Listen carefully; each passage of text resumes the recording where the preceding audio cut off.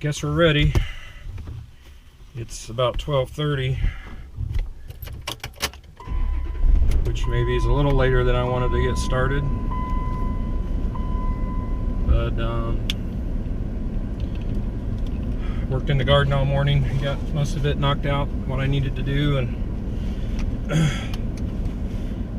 wound up throwing most of my stuff together today, which usually means I'm going to forget something, but I've got all the important stuff. I got toilet paper and a book, so everything else is luxury after that, right? So I've got about an hour, I think probably a little over an hour drive. I decided to go out to Wolf Creek Trail out on Brookville Lake. Number one, because it's just a lot easier to get to than down at Morgan Monroe or Dean Wilderness, and there's been a lot of construction around Indianapolis on 465. Parts of it are closed, and it would just be a royal pain to try to get down there. So this is pretty much a straight shot out of down 52 towards Brookville from the house, and should just be an easy drive. So I've only been on this trail one other time, and I haven't been on the part that I'm going today. A few years ago, a group of guys from church went down there, and we parked over at the dam and hiked over to the dam and hiked back along the trail along the west side of the lake in the middle of the night, and camped at a spot there, but not really that familiar with this trail. But being that it's nice and close, I thought it'd be a good thing to go check it out, because it's just so much more convenient than trying to go south of Indy. I threw everything together that I could think of. Even if I forget something, I'm going to be okay. I'm not going to die or anything. So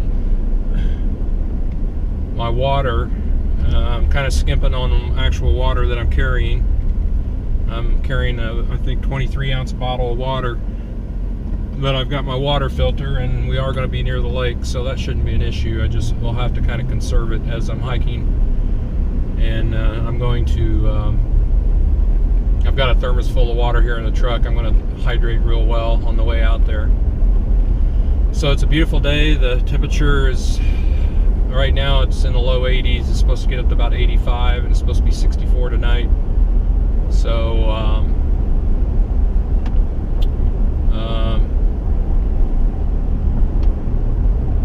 I've got my underquilt, and I've got my 40-degree bag and the bag liner and a fleece jacket. So I usually sleep pretty cold, but I think I'll be plenty comfortable tonight. So it'll just be a matter of bugs and mosquitoes. On Facebook, on the Knobstone Trail Facebook group, a lot of people have been talking about turkey mites being real bad this year, and I kind of looked it up, and there actually is no such thing as a turkey mite. What they say is they are actually tick larvae, which is like the first stage of a tick, the larval stage, and they leave a lot of little bites on them, similar to chiggers but only worse.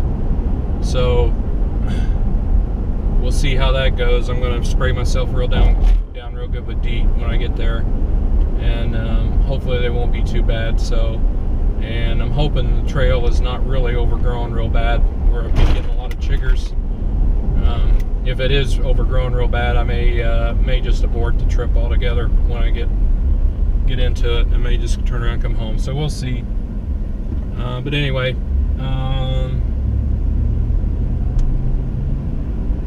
I think I've got everything I need, and like I said before, it's been a long time since I've just kind of on a Saturday afternoon thrown stuff together and took off. So kind of looking forward to it. And Joe's in Washington, so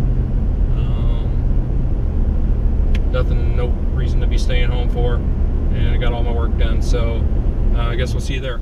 Well, I'm here. It's this is the Midway trailhead. It's kind of on the end of Keeler Road, just kind of north of Brookville. There's only one other car here. It's about 2 o'clock. So I got plenty of time to hike in. I think it's about around 2 to 2.5 miles down to the lake, and then this hits the Wolf Creek Trail, which kind of follows the lake shoreline. So I'm waiting on my GPS to locate, and then we're gonna hit the trail. I already realized I forgot something not too long after I got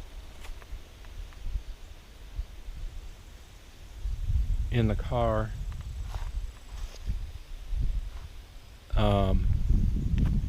Forgot my maps, which I don't think that'll be a huge deal. And then I was going to bring a pair of Crocs or a pair of sandals, but I forgot those, but that's not a big deal. Kind of odd because I'm looking at this and it looks like obviously that's the trail, but the trail markers point that way, so I guess that's the way we'll go. So gonna hit the trail. Going up on the lake, the sign back there said it was 2.2 miles back up to the trailhead, but I don't know if I believe that. My GPS says 1.2 miles, and in fact it only took me about a half an hour to get down here.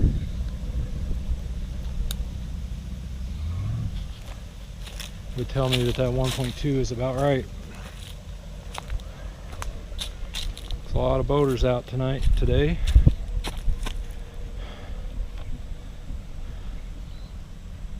A lot of them.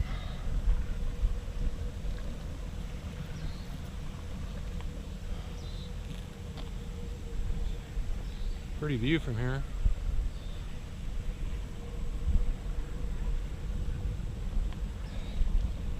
Pretty far down there. So the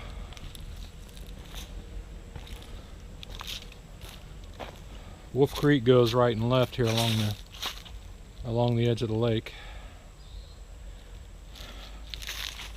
We came from the Midway Trail parking lot. So the reason they call this Midway, obviously, is we're midway on the Wolf Creek, 8.3 in either direction. So I was thinking there used to be a little bench here, but maybe it got eroded away. The time we camped here with the group, we camped back up down that way, maybe a quarter of a mile. There's a little ravine there and an inlet where the lake comes in. We kind of camped right there, right along the water.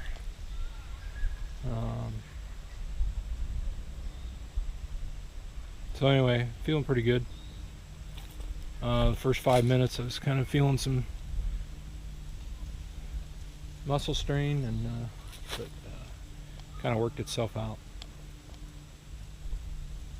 So I think I'm going to stop here and get just a little bit of water, and we'll hit the trail after that.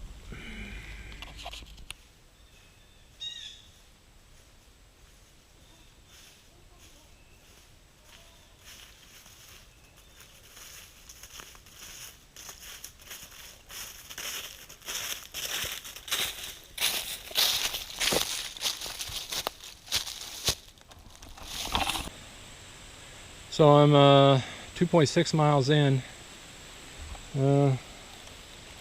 so about an hour and a half or 2 hours, and I found a creek with water.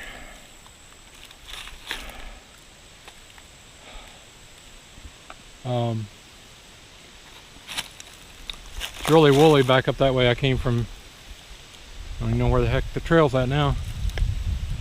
Back up that way and around, and went through this real swampy area, and I think it's growed up with all this stuff. I think it's cane. I haven't seen any really mature ones, but that looks like cane to me. But probably not going to go much further.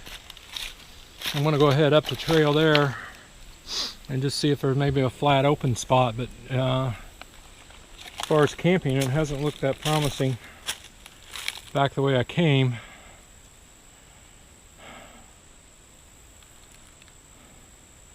So I'm kind of tempted, if I don't find anything soon up that way, I'm tempted to come back down here and just go back up the creek a little ways and find a couple trees right along the creek, or even maybe even across it, to hang my hammock. Maybe find a little sandbar or something.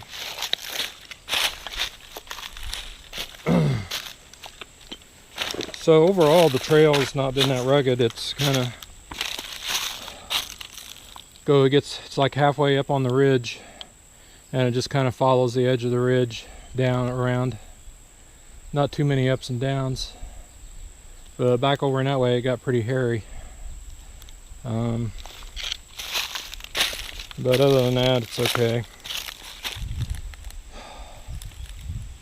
So I'm gonna go on up that way a little bit. I'm not gonna go too far because I don't think the water situation is gonna get any better than this.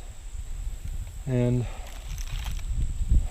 I wish I would have had my sandals or my Crocs. I could have waded out in there and washed all the crap off of me.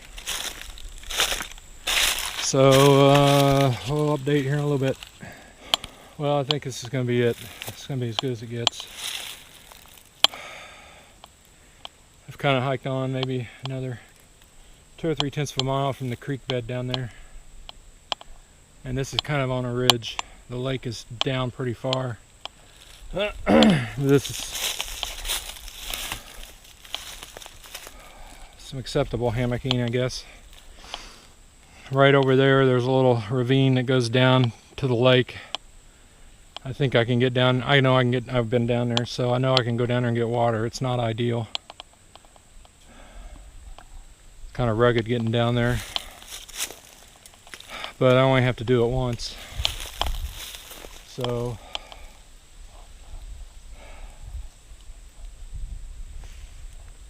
I think this is probably going to be it. I'm not going to traipse around, just keep walking and walking and never find anything all night, all the rest of the day. So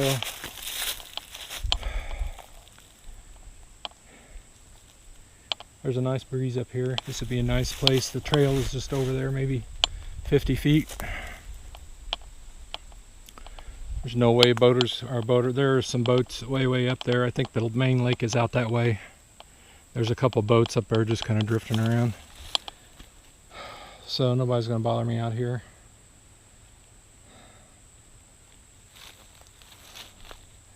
So that's what we're going to do.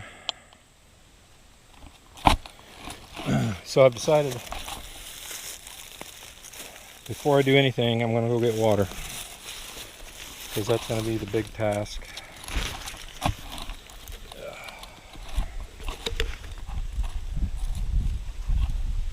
I don't think there's any better place than what I already saw. I'll get down to it. It's all pretty steep.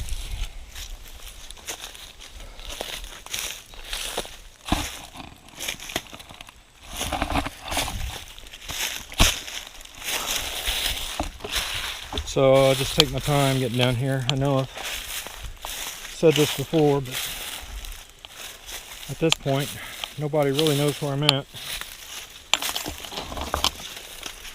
And if I get down here and hurt myself, I'm kind of screwed. And I gotta be careful not to rip a hole in my bag here. Otherwise, we'll be going back tonight.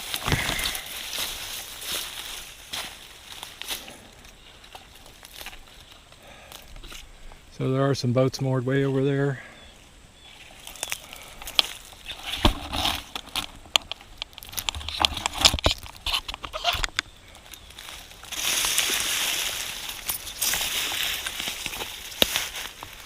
Like I said, it's not pretty.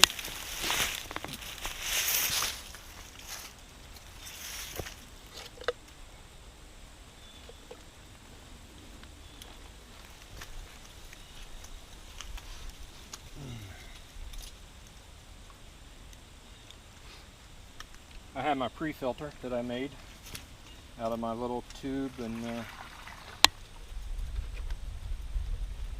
gauze. So any sediment that's in the water,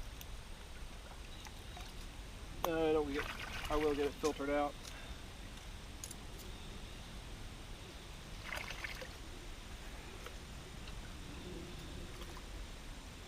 fairly clear. It's got some stuff in it, but it's not going to be enough to worry about clogging the filter.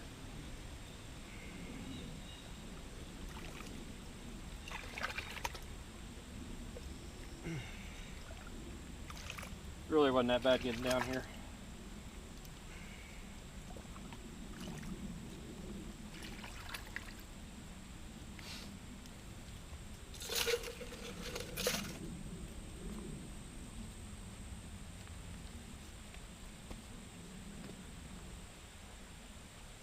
Last one of these bags I had, it just ripped right in two. So I've changed things up a little bit on my hammock setup since my last video. Mainly on the suspension. I've been using these Harbor Freight cargo straps for quite some time. But I was using the whoopee sling along with them, the Am Steel whoopee sling, where I would tie a knot like this with the stick in it, and then hang the whoopee sling on that, and then clip the hammock to that. So I got to thinking, why am I carrying all that extra rope? It just seemed like an extra step to me. So I got rid of the whoopee sling, and then I tie, I don't know what that knot is called, where you loop it around and then flip it over and loop. It's like a lark's head or something, or a double lark's head. So I put my carabiner for the hammock right directly in there, and then I stick the stick in that loop along with it, because when I lay in this hammock, this thing's going to cinch down so tight you would never get that knot out. So tomorrow morning when I get ready to leave, or when I get ready to tear down, I can break that stick and pull it out, and that will loosen it, that will make slack in this knot so that I can get the carabiner out. And then you just tug on it and it'll undo itself. So I got that on both ends. And then what I didn't have on my last video was my homemade bug net. I got this online. I think it was Dutch Wear. They sell all kinds of fabric and material for do-it-yourselfers. So I got the idea online. It's pretty much just open at the bottom. There is some shock cord here, so I can draw this up if I want to. Anyway, the idea is you get in it, you throw this over your head, and then get in it, and then you sit, and then you get in your hammock, and you get the idea. So once I get the hammock set up, I can undo the carabiner and slip the loops of the ridgeline and the hammock off. Hand it up through here, through this hole, the hammock and the ridgeline, and then reclip it. And then this end is secure here. I also sewed these little loops into it so that the thing doesn't have a tendency to try to gather up, to slide down and gather up in the middle. And then on this end, it was the same thing pretty much, but I made the loop, or the hole, a whole lot bigger, so that I can slide this whole thing off. If I don't want it, if I want to just lay in my hammock, I can slide this whole thing back to the end like that and just let it hang. And then of course and then I've got a loop here too. I had to tie a piece of paracord on it for some reason. It shortened up, and then of course that will clip into the carabiner and then stay put.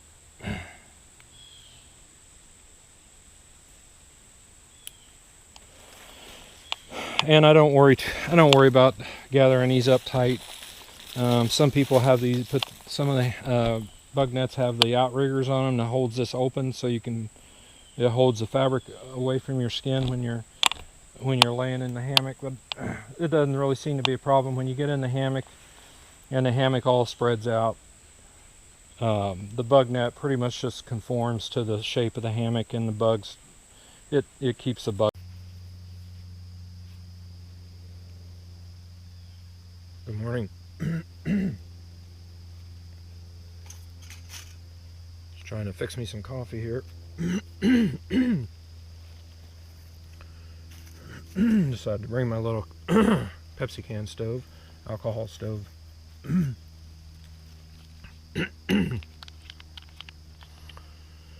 And I'm just using the methanol that you get at Lowe's in the can in the paint stripping section.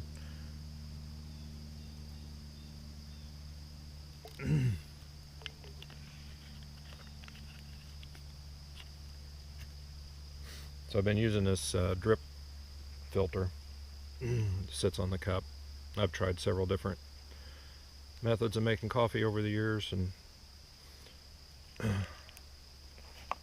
this one seems to be about the best. Might be the messiest, but could bring the coffee bags, the tea bags with the coffee, but I just kind of like this.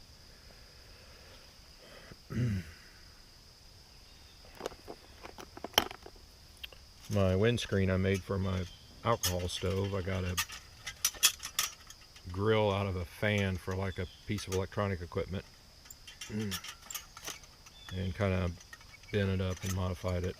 And then this is just sheet aluminum that I hooked, brought around and folded, and then I can hook it, and then I can unhook it, take it apart, take this grill out, and this rolls up real nice and tight and compact. And my stove and everything will fit in there. And then the grill, you just put it in the box here with my other stuff.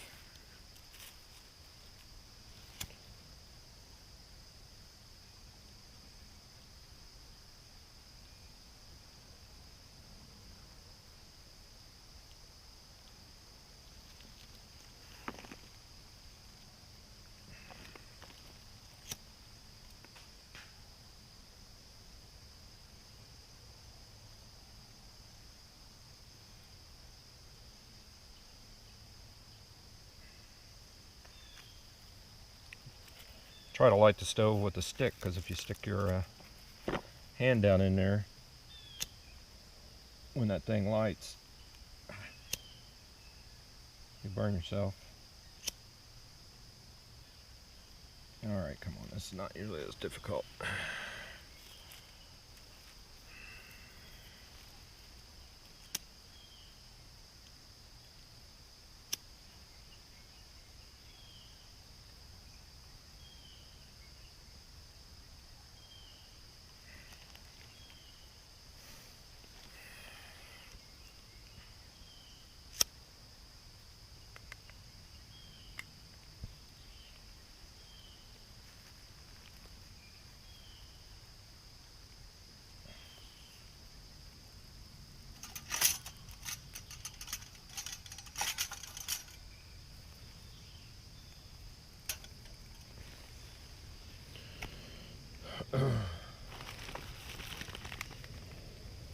Nothing fancy for breakfast. Got some mixed nuts, which I like. They're the unsalted ones that I get at Costco. And a pecan twirl coffee. That should do it. So I didn't sleep too great last night. Woke up about 1:30. Had trouble going to sleep to begin with. I don't know why. I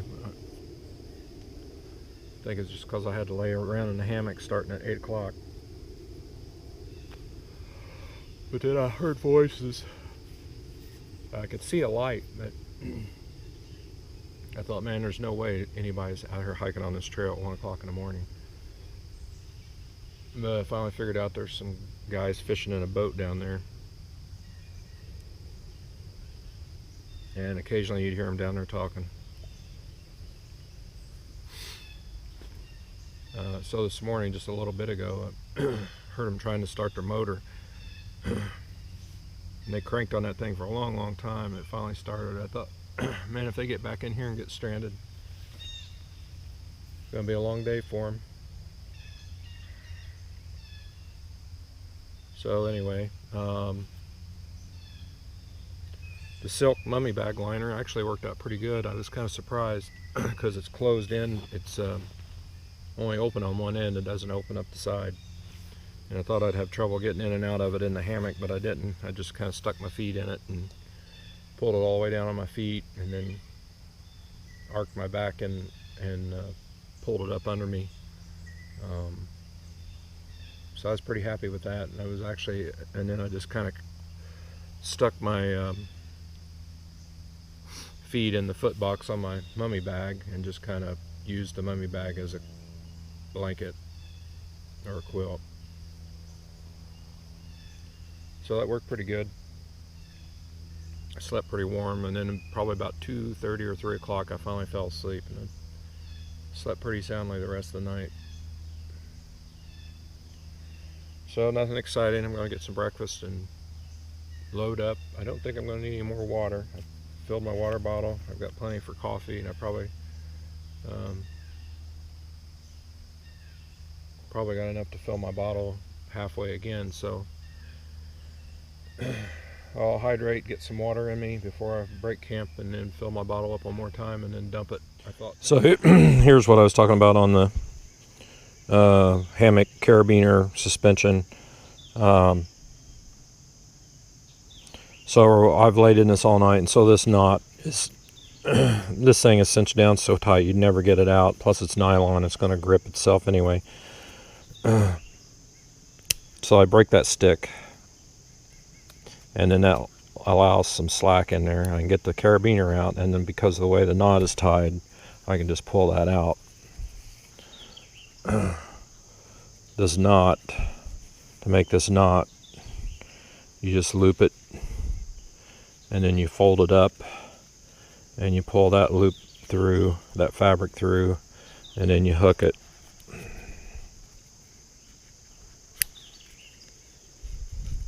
And then you would put your stick in there with it. And that's what that's all about. You got to watch this trail, because be human nature just to kind of keep on traipsing if you're not paying attention. But right there's the arrow and the blazes telling you to change directions. And when I came up yesterday, you know, you're supposed to turn right, but there's a trail going straight up the hill. So if you're just kind of daydreaming, it would be easy to get off going in the wrong direction. Coming up on that real swampy area.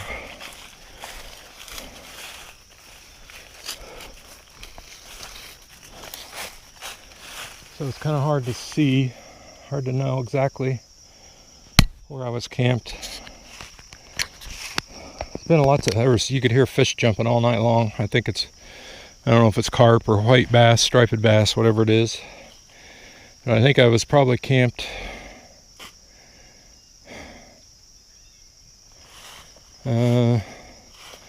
probably like right straight over there, kind of on the ridge a little bit. But see, we've gotten off the trail again. I wasn't paying attention. I'm here, the trail's back that way. So I gotta backtrack here. See if I can pick up the blazes again. It's like what happens, so I got busy talking. It's like, well, it sort of looks like a trail.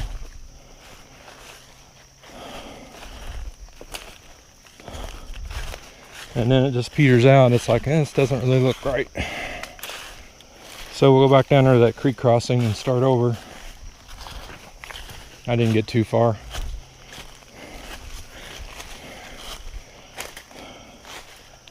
Just a couple minutes. But right here, this looks like a trail, but obviously it's not.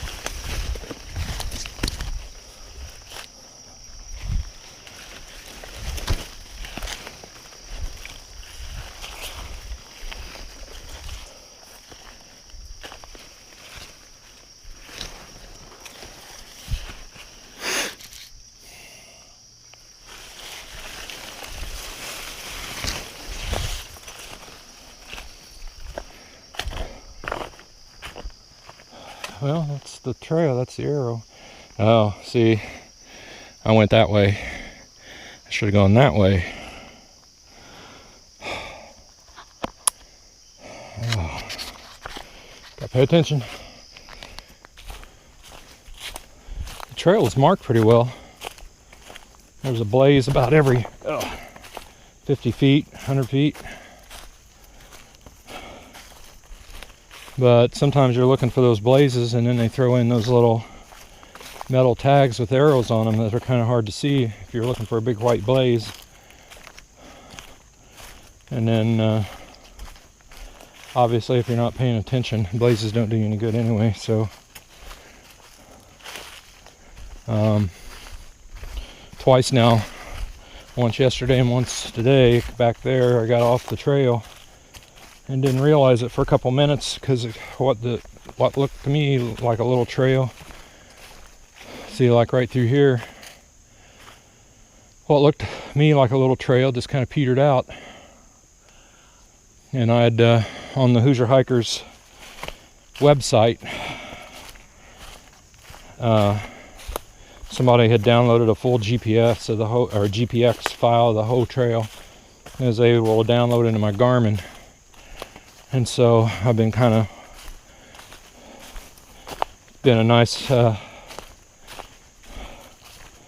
security blanket because it helped me find my way back on the trail, or at least know that I was off the trail. And because sometimes these trails will get you out somewhere and then the blazes will just stop. But not having that, I would have just backtracked until because I was tracking myself, so I could get back to where I knew I was on the trail and kind of start over from the last known good spot.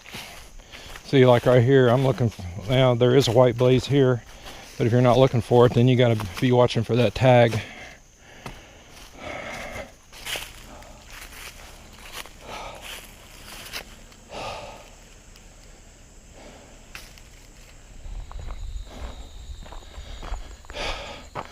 Looks like you can hunt. Oh, that horn's coming further up the road. You can hunt down in there. John and I are always looking for spots to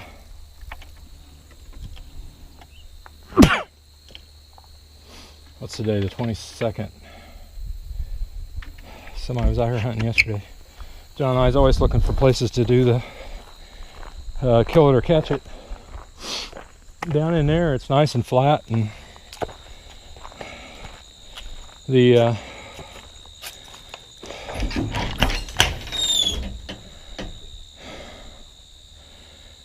yeah, so since that 0.9 mile marker took me 15 minutes to finish that, so that would indicate that was a quarter of a mile back and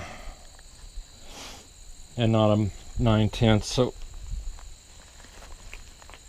I can't get that loose.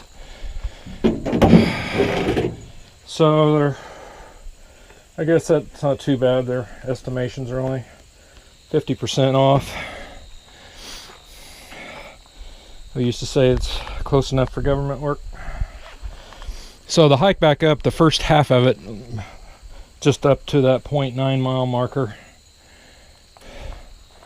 it was a pretty good climb, pretty hard climb, and then after that it flattened out up on top of the ridge, and it was pretty easy the last 15 or 20 minutes. So I don't know, I guess it was a okay hike. It's definitely convenient. Like I said, technically you're not supposed to camp, backcountry camp down in there, but I mean, who's going to really know? And like I said, I know of people who have camped down in there, so I don't know how strictly they enforce it. They're not going to send out parties looking for you. And you know, I went in there and backpacked or hammocked off the trail, didn't have a fire or anything, so I didn't hurt a soul. So definitely beats going over there to going down the Deem and Morgan and Monroe, especially with all the traffic or road construction. So overall, it was worth it, I guess. I felt pretty good. I don't know if it's the fact that I'm just not carrying a lot of weight in the pack, or if I've been doing all the bicycling, getting in shape, or if I've lost weight, or maybe probably just a little bit of all three. But definitely one of the least taxing hikes I've been on for quite some time. So anyway, hopefully I can find my wallet, find my keys in here, and then head back, maybe get something to eat on the road and head back to Indy. See ya.